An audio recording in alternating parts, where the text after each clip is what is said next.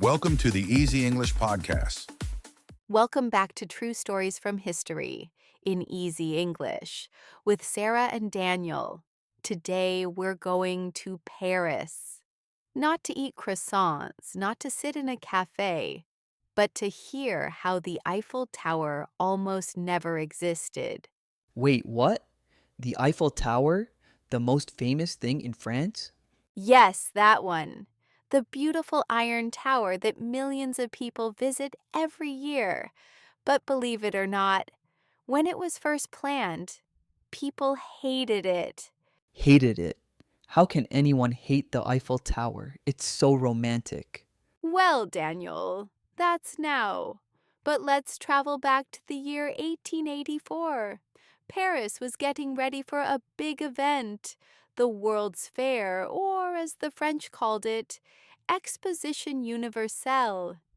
It would celebrate 100 years since the French Revolution. So they wanted to show off like, hey world, look what we can build. Exactly. Every country wanted to impress others with new inventions in architecture. France wanted something spectacular, something that said, "We are the future." And that's when Eiffel appeared. Right. A man named Gustave Eiffel, an engineer famous for building bridges, had an idea for a giant iron tower, 300 meters tall. That was taller than any structure ever made at the time. 300 meters in the 1800s out of iron? That's insane. It was. People thought he was crazy. Even his own engineers were nervous. They said, "Monsieur Eiffel, are you sure this will not fall down?" Good question. But Eiffel was confident. He had designed bridges all over the world. He knew iron could be strong if used correctly. His plan was to make the tower open and light, like a skeleton of metal, so the wind could pass through it. So, less like a building, more like a giant metal net? Yes, that's a good way to say it. Okay, but if he was so sure, why did people hate it? Oh, you'll love this part. When Eiffel presented his design, artists, writers, and even architects in Paris were shocked. They said it would be ugly and embarrassing for France. Ugly, the Eiffel Tower, come on. There was even a letter signed by 300 famous Parisians, including writers and painters, protesting against it. They called it a monstrous piece of iron. Monstrous, like a giant metal monster in the middle of Paris. Exactly. They thought it would destroy the beauty of the city. Paris was known for elegant buildings, like the Louvre and Notre Dame. A giant iron thing didn't fit their idea of beauty. So Eiffel became kind of the villain? For a while, yes. But he didn't give up.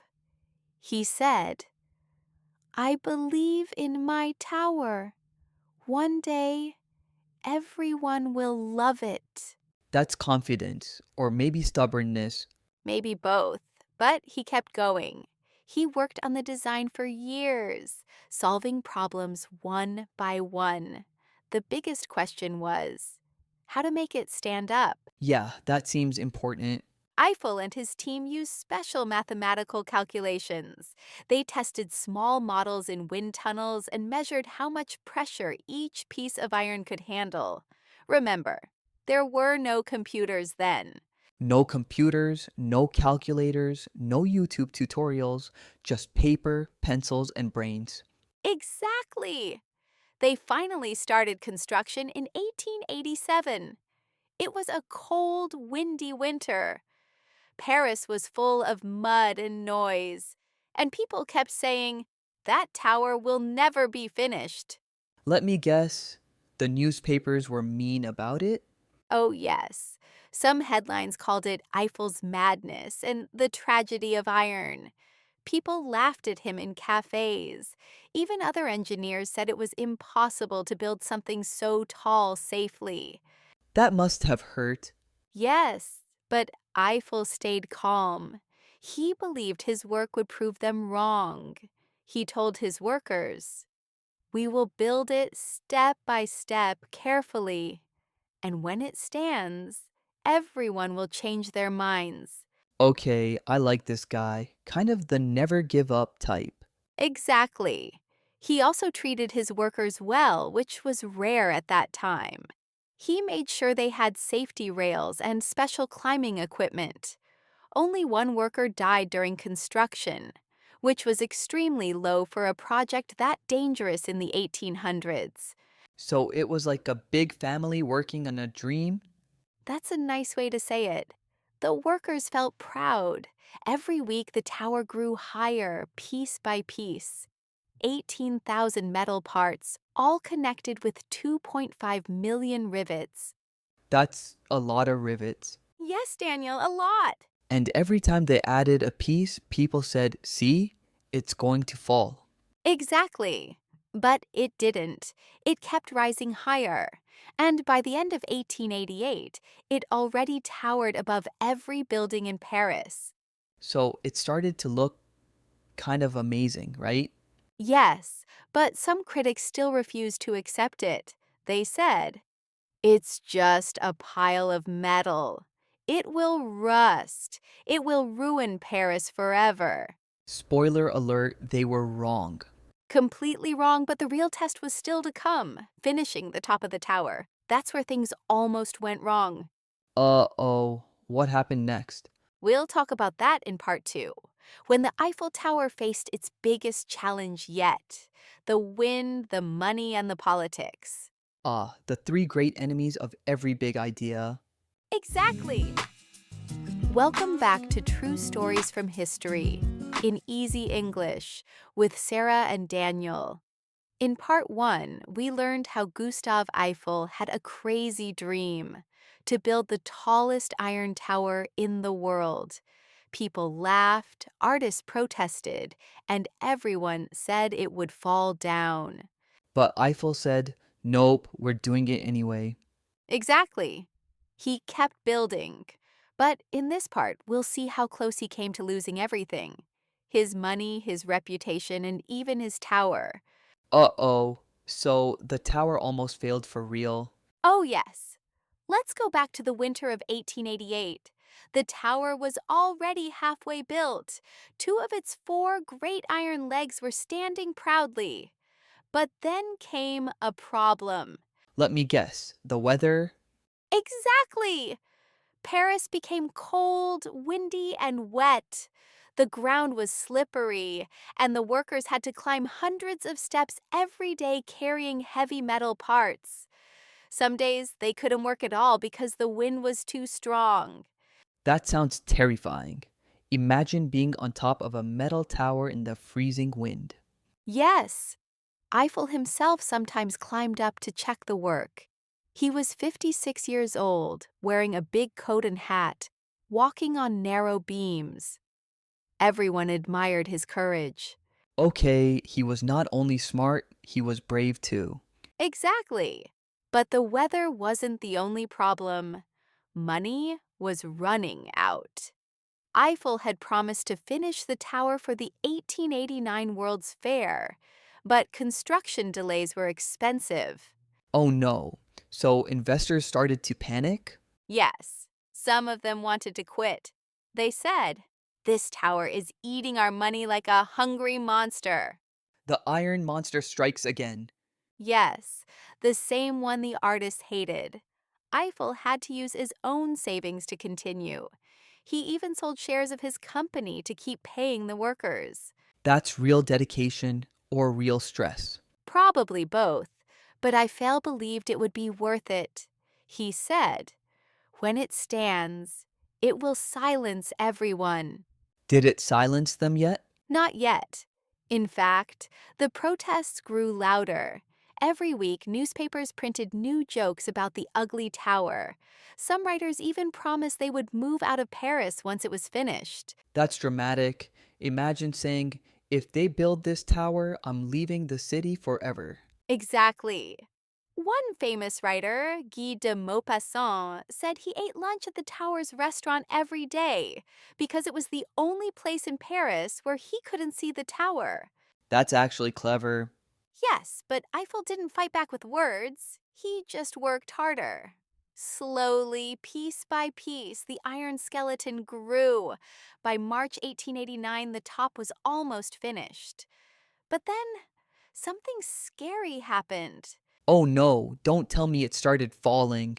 Not falling, but shaking. Shaking? Yes.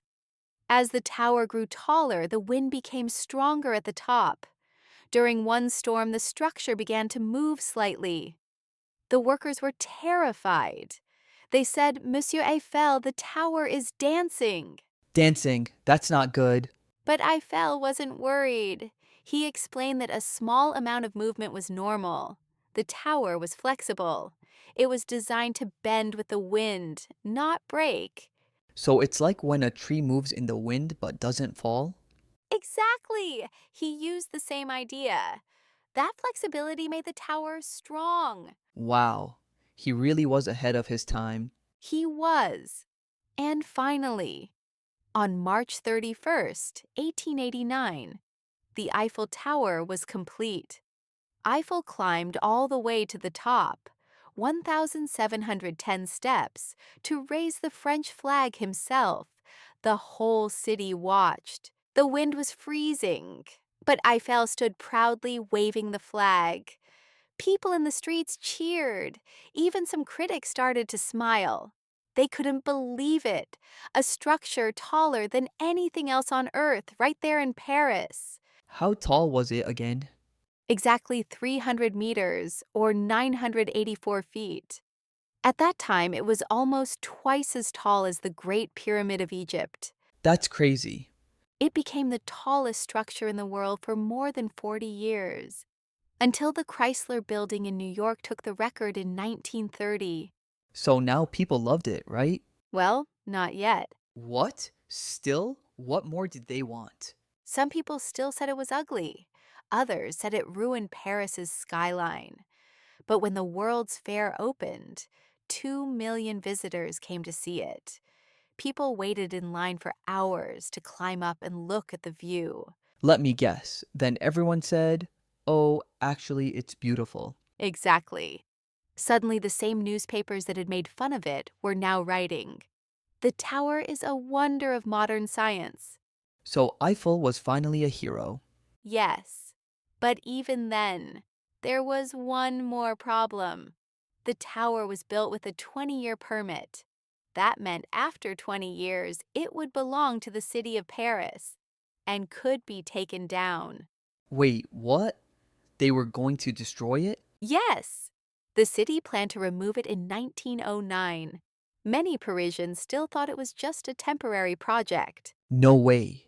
That's like saying, we'll take down the Statue of Liberty after the weekend. Exactly.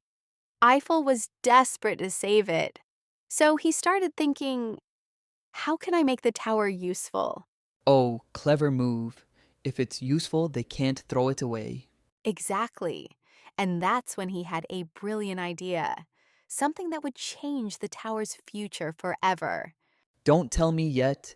Let me guess. It involves science? Yes, science, and something brand new at the time, radio waves.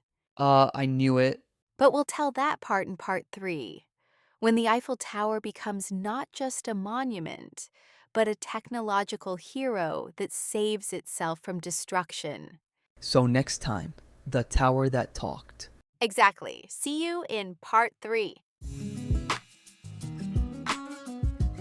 Welcome back to True Stories from History in Easy English with Sarah and Daniel. In part 1, we met Gustave Eiffel, the man who dreamed big when everyone said impossible. In part 2, we saw his tower finally rise above Paris, even though people called it ugly, dangerous, and useless.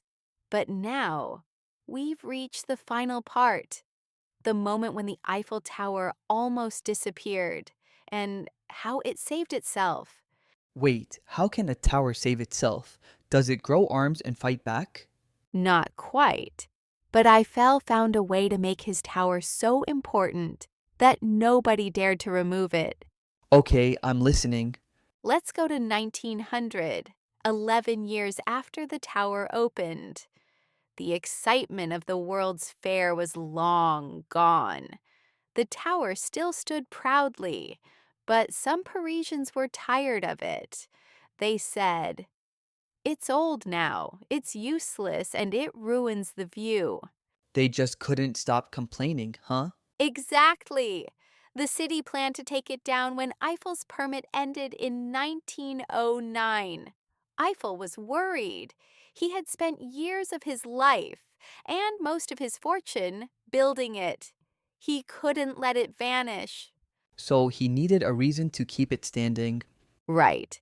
And he found one in science. At the time, something new was spreading across the world: radio technology. People had just discovered how to send messages through the air using invisible waves. Wow, so basically the start of Wi-Fi? In a way, yes. Early radio was like the great-grandfather of Wi-Fi. Scientists were experimenting with antennas, tall metal structures that could send and receive signals. And Eiffel thought, hey, I have a pretty tall metal thing already. Exactly! He realized the Eiffel Tower could be a perfect place to test radio transmissions. So he invited scientists to use it as an experimental lab. Smart man. He worked with a scientist named Edward Branly, one of the pioneers of wireless communication. Together, they started testing antennas at the top of the tower. Soon, they were able to send radio signals several kilometers away. So Eiffel's useless tower suddenly became a giant antenna. Yes, and that changed everything. When the French military learned that the tower could be used for communication and defense, they became very interested. So now it's not just pretty, it's powerful. Exactly. During World War I, the Eiffel Tower's radio station helped the French army intercept enemy messages. It even played a key role in catching German spies. Wait, what? The Eiffel Tower helped catch spies? Yes. In 1914, at the start of the war, French operators at the tower intercepted a secret radio message that helped stop a German advance near Paris. The tower literally helped save the city. Wow, from ugly monster to national hero. Exactly. Once people saw its value, no one wanted to take it down. It became a symbol of France, of strength and modern science. So Eiffel's plan worked? It did. He died in 1923, but by then, his tower was loved worldwide. Over time, it became a symbol of love, art, and creativity. And now it's the face of Paris. Right. The tower everyone once hated is now adored by millions, like the bullied kid who became the star. Revenge of the Iron Tower. Exactly. It reminds us, if you believe in your work, time can prove you right. So Eiffel was more than an engineer. Yes, he inspired others to dream big, just like he did. Beautiful ending. See you then on True Stories from History in Easy English.